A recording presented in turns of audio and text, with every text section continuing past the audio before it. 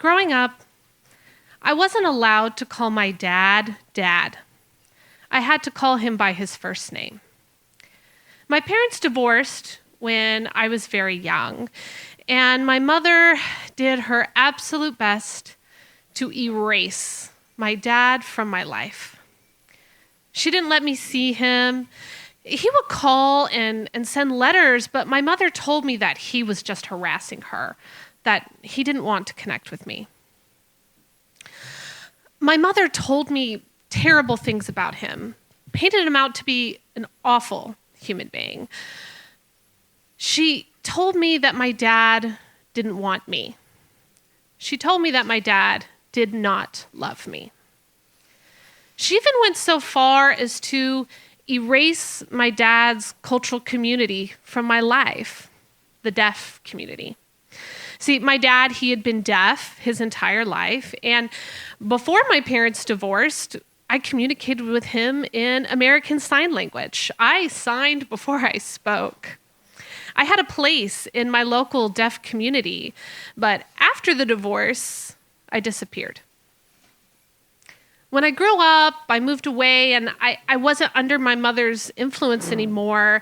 It didn't take me long to realize that that wasn't normal. And I wanted to know who my dad was for myself.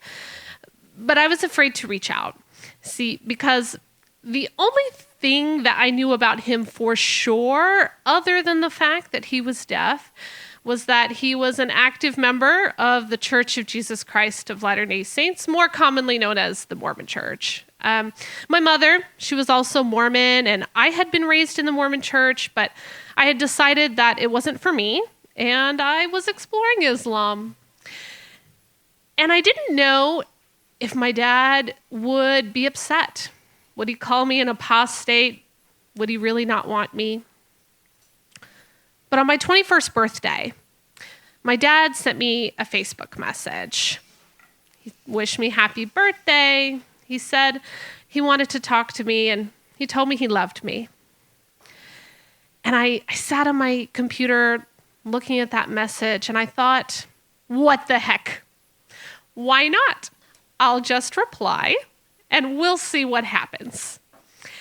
And one message became another, became Skype calls, became in-person visits. And as I got to know my dad for myself, I found he wasn't at all who he had been painted to be.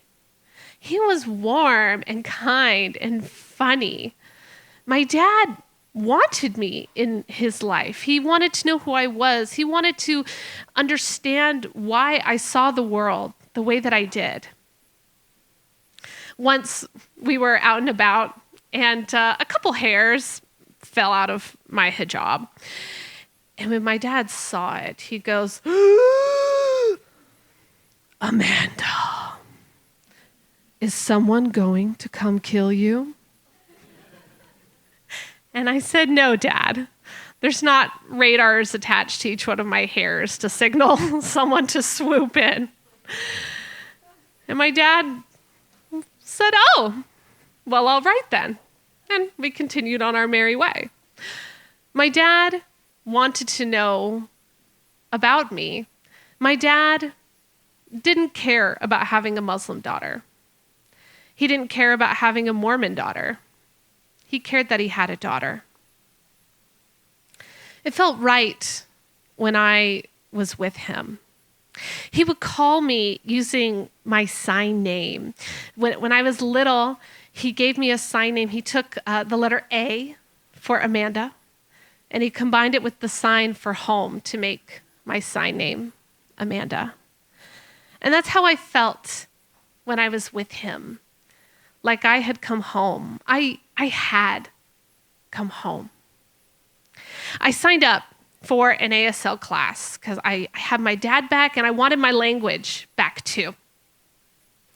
And the class was a weird experience because I wasn't so much learning the signs as I was remembering them.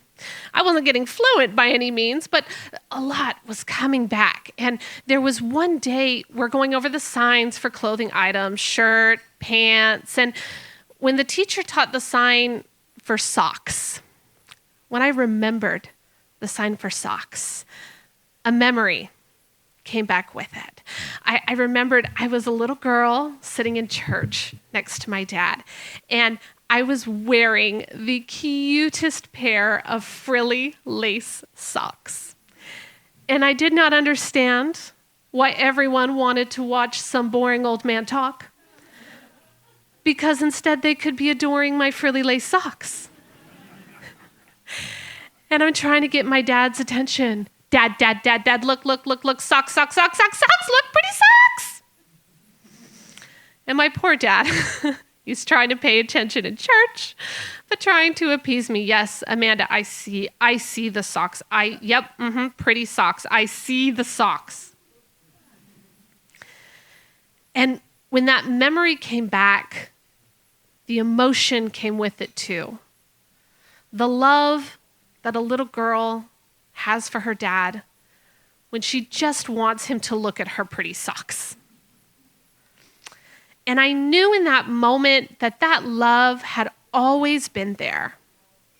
It might have been buried under lies and manipulation, but it had never been erased. All too soon, after we reconnected, my dad was diagnosed with colon cancer, stage 4. I moved in with him to support him on his cancer journey. And as awful as cancer treatment is, my dad remained his warm, kind, and hilarious self. And when the time finally came for him to have peace, I sat on his hospital bed and I held his hand as he slipped away. It's been almost 10 years now that he's been gone. But what I learned in the time that I had with him has proven to be true.